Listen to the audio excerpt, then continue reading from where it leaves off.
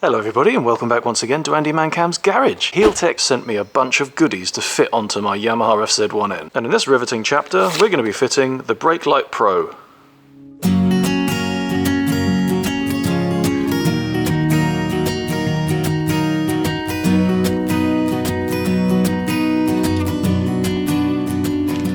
The Healtech Brake Light Pro programmable brake light flasher is a clever little box which nestles secretly somewhere between brake lever and brake light and adds an extra little bit of look at me to your brake light's functions. What I mean by that is this little box will make it so that when you brake, to start with, your brake lights will actually flash depending on a predefined pattern which you can choose before eventually becoming a solid red light. What this does is it draws a lot more attention from those behind you to the fact that you're braking. And according to the gump here on the packet, we've got 10 plus 1 user programmable brake light patterns, so I guess essentially 11. There is a touch sensor. I'm getting a clue here that this might be the touch sensor, what with it having touch sensor written on it. It works with all types of bulbs and LED lights up to 120 watt max, which, let's be honest, is absolutely massive. I think my brake lights actually have 1 watt each. It's compact, it's rugged, and most important of all, it's waterproof. So let's get it out, see what we've got in here.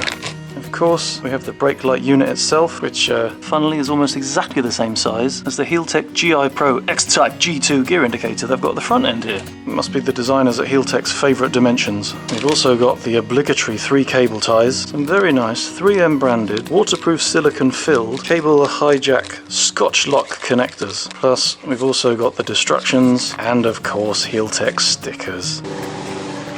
Well, that's very inconsiderate, isn't it? Just as I'm ready to talk to you about complicated stuff, the groundsman has arrived to shear the grounds. Oh dear.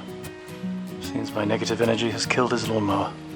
Oops. Anyway, let's get on with fixing this thing to my bike, shall we? First things first, we need to locate the wiring for the brake lights, which for my bike is tucked away under here in the side cowling there. We can pull it out of its little space there a bit, just disconnect the wiring to the light from the bike's loom, so we can free this out a little bit. Now what I'm going to need to do so that we can get proper access to this wire is to strip this sheath back. Of course, being careful not to cut the wires inside. Okay, so strip that far enough back that we get a good length of wire to work with. So now that they're bare, we can see we've got 3 wires, a yellow one, a blue one and a black one. The black one is obviously ground, the blue one is the rear light, and the yellow cable is the brake light. And what we need to do on the Healtech unit, we've also got 3 cables. We've got a black one, doesn't take the brains of an archbishop to work out that that's going to connect to the black cable here. Then we've got a red one and a green one. Both of these cables actually need to connect to the brake light cable, but once we've done that, we're going to cut it so that this unit becomes part of the circuit. So I'm going to break out my first Scotch lock connector. The instructions show the green light being the one closest to the rear brake light. So we poke the green wire from our Brake Light Pro unit into this. It gets covered in silicone goop, which keeps everything nice and waterproof. We then put that onto our yellow wire, put the metal piece of the Scotch lock connector into position. That's seated on all of our wires now. Just take a pair of pliers, squeeze that down. The metal piece chops through the sheathing of the cables and makes contact with the metal. I know a lot of people aren't fans of these connectors, but I think the 3M ones are actually pretty good. They lock very solidly into place. That silicone makes everything nice and waterproof, and they just have a bit more of a high quality feel about them than the cheap ones that you see everywhere. So that's our first cable now connected onto the brake light wire. Now we do exactly the same again with the red one. Before we put this onto the yellow cable, what we can actually now do is to cut the yellow cable, which, as many of you know, goes against all of my principles because I like to keep everything as standard as possible, but okay, is in this case necessary. We then put the end of that yellow cable into a Scotch lock connector. I don't want to let that cable poke all the way out of the connector because I want it to remain insulated from the other end of the yellow cable. Connector goes in, it's seated on all cables, squeeze with the pliers, cuts through the sheath, makes contact with the metal of the cable. And then we just need to clip the top into place, and there's our red and our green cables connected, and the Brake Light Pro unit is now inserted into the braking circuit. So final step, take our last connector, Brake Light Pro black cable into the blind connection, put the black cable from the brake light wiring into the straight through section, put the metal connector into place, seated on the wires, squeeze that down, and then that is now connected.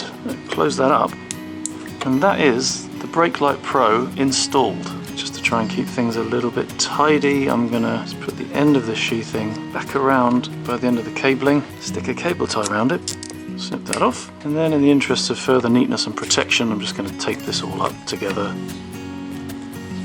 Oh, that is beautiful, isn't it? It's like a red snake ate a pack of Scotch lock connectors. So with that all then neatly wrapped up, we can connect it back up to the bike wiring loom, to the clicks, hook all of this stuff back where it came from, tuck everything back down nice and neatly, and before we think about where we're actually going to mount it, we can test it to make sure that everything's working. To do that, all we need to do is turn on the bike, test the brakes.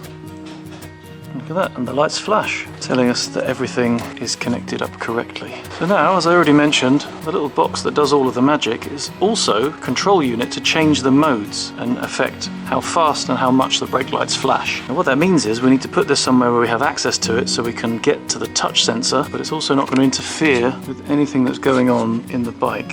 I quite like the idea of using this otherwise useless little space in between the toolkit and the side of the bike. I don't think that's going to be affecting anything, and it also means I can tuck my wires out down here out of the way nice and neatly, just to make sure that goes on without any trouble, nothing being pushed, squeezed, crunched or bothered. So that is going to be my spot. We need to clean this spot here so that the sticky pad will actually stick to it. Tissue with a little bit of some kind of solvent on it, give that a proper good clean. Oh, that's cleaner than when it was new. Then for the final step of the installation, peel off the backing, stick it down in its new place of residence. Lovely. So now we can take a little look at using this little box to reprogram how the brake lights flash. So to change the flashing mode, first you need to make sure the bike ignition is turned on and the engine kill switch is in the run position. Then apply and hold the brake and wait for the brake light flashing cycle to end, at which point the brake light will remain constantly on. Don't let go of the brake, we need to keep that on until we finish messing with the settings. Touch and hold the sensor for about 5 seconds until the brake light switches off. This means we're in programming mode, so we can let go of the sensor and the light comes back on and stays solid. This means we're in bypass mode, so if this is the setting you want, you can release the brake and the setting is stored. If we want to get the next setting, we apply the brake again, touch the sensor for 5 seconds, the light goes off, keep the brake applied, release the sensor, the light comes back on and we're back in mode 0 again. So keeping the brake on, touch the sensor again for 5 seconds, the light goes off again, release the sensor, the light comes back on, and now the flashing cycle for mode 1 is displayed. To go to the next setting, keep the brake applied, touch the sensor again for 5 seconds, the light turns off, release the sensor, the light comes back on again, and now the flashing cycle for mode 2 is displayed. Once that's finished flashing while still holding the brake, touch the sensor again for 5 seconds, the light will go out, release the sensor, the light comes back on again, and now the flashing cycle for mode 3 is displayed. So let's say we're happy with that setting, so we can lock this in just by simply releasing the brake, and the unit is now on mode 3. This means that by repeating this touching and releasing of the sensor, you can scroll through all of the settings on the unit, and as soon as you've found one that you're happy with, just release the brake to lock it in. Simple. So to finish, here's a quick run through of the different modes that are available on this unit. The first one is bypass, which just means the brakes operate normally. Mode 1 gives us 3 flashes at a frequency of 1.5 Hz and a total duration of 2 seconds. Mode 2 flashes at the same speed of 1.5 Hz, but in total we get 8 flashes, and this takes 5 seconds for the cycle to finish before the brake lights go solid. Mode 3 is a little bit faster, with 6 flashes in total at a speed of 3 blinks per second. Mode 4 is the same speed of 3 blinks per second, but this time with 15 flashes in total before the brake lights go solid, taking 5 seconds for the cycle to complete. Mode 5 is even faster still, with 12 flashes at 6 flashes per second. Mode 6 is at the same speed of 6 Hz, but this time with 30 flashes in total, taking 5 seconds before the cycle ends. From here on, the settings are flashing too fast for ordinary filament bulbs to deal with, so these are for LEDs only. So Mode 7 is flashing at 9 Hz with 18 flashes in total. Mode 8 is also at 9 Hz, this time with 45 flashes, taking 5 seconds for the cycle to end before the brake light goes solid. Mode 9 is even faster still, with 24 flashes at 12 flashes a second, giving us a 2-second flashing cycle. Mode 10 is flashing at the same speed of 12 flashes a second, but this time with 60 flashes lasting 5 seconds before the brake light goes solid. And then finally the most exciting setting, which starts off with a quick flash and then sweeps down to a slow pulse before going solid. And there you have it, that's the end of my video about the Healtech Brake Light Pro. Thanks so very much for watching, and be sure to check out the link in the description to find out how you can win this actual Brake Light Pro unit off of my actual bike to fit onto your own actual machine.